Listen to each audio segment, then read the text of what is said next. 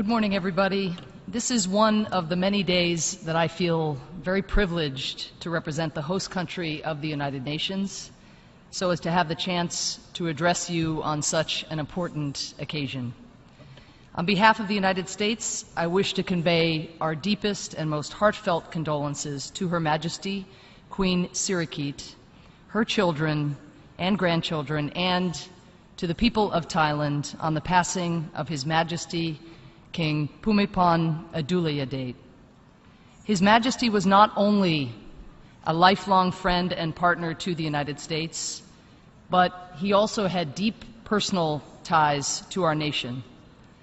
The King's parents met in Cambridge, Massachusetts, where both were studying medicine, his father at Harvard and his mother at Simmons College. His Majesty only lived there as an infant, but his presence is still very much felt in Cambridge.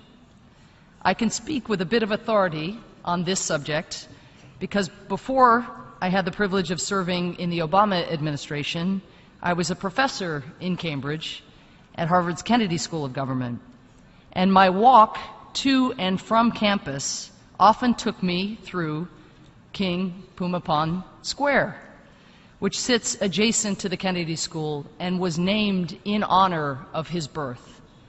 Walking through King Bhumibol Square, it is not uncommon to see Thai people who had come to pay homage to His Majesty, taking photographs next to the plaque bearing his name in the square. There are several places like that in Cambridge. In the nearby Brigham and Women's Hospital, where His Majesty's mother once worked, hardly a day goes by when Thai visitors do not come bearing gifts, flowers, or small handwritten notes. That is the kind of devotion His Majesty inspired in the Thai people. Nearly 2 decades ago, a journalist asked the King how he wanted to be remembered. He replied that he cared very little about how history remembered him. He said, quote, "If they want to write about me in a good way, they should write how I do things that are useful," end quote. In the eyes of His Majesty, doing things that were useful meant finding a way to solve problems that affected real people, most importantly, the vulnerable and marginalized people. And as the King saw it, the only way to know what was useful and to understand the problems that people were facing was to get out into the field, into the places where people lived. So the King traveled constantly within his country, in particular to the poor and rural parts, where over the course of his tenure he would develop thousands of development projects. But it wasn't just that His Majesty went to these places.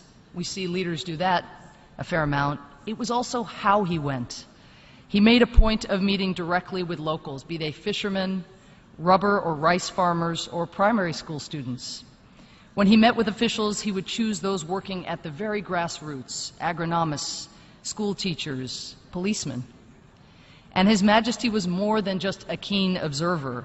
Being useful meant helping fix the problems that he encountered and empowering the Thai people to do the same. He had a mind that was at once kinetic and deliberate, creative, as we've heard, and scientific. Over the course of his life, he registered nearly 40 patents and trademarks, often for inventions that he built, tested, and modified himself, and most of which aimed at tackling everyday problems faced by the poor. This is completely extraordinary. Take the invention nicknamed the monkey's cheeks, which he designed to address the perennial floods that Thailand experiences. His Majesty remembered seeing as a child the way that monkeys would store chewed bananas in their cheeks so that they could eat them late, and built a system of small reservoirs that worked using a similar principle, storing excess water during heavy rains that could be used later for irrigation. The system of the monkey's cheeks is still being used across Thailand today. Many of the King's inventions fit this pattern, merging conservation with human development.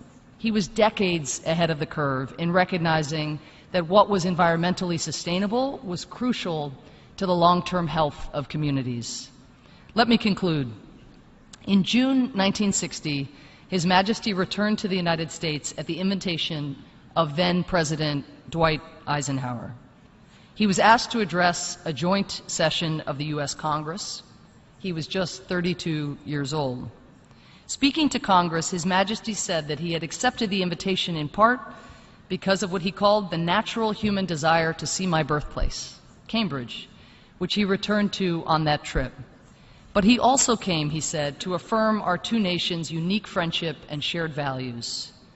As he put it, friendship of one government for another is an important thing, but it is friendship of one people for another that assuredly guarantees peace and progress.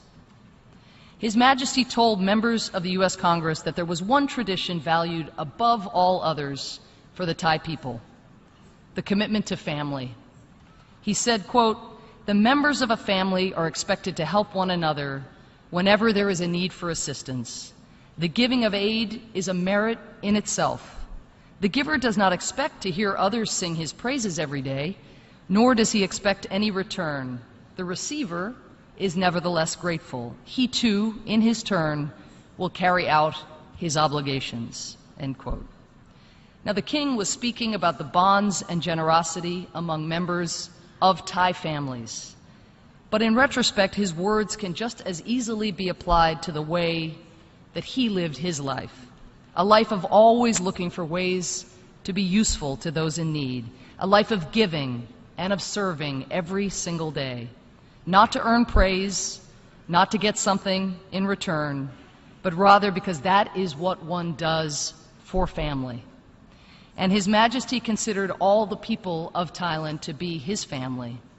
How fortunate the Thai people were to have had His Majesty as a member of their family, and how fortunate we are to be able to learn from the way that this remarkable king chose to live his life. Thank you.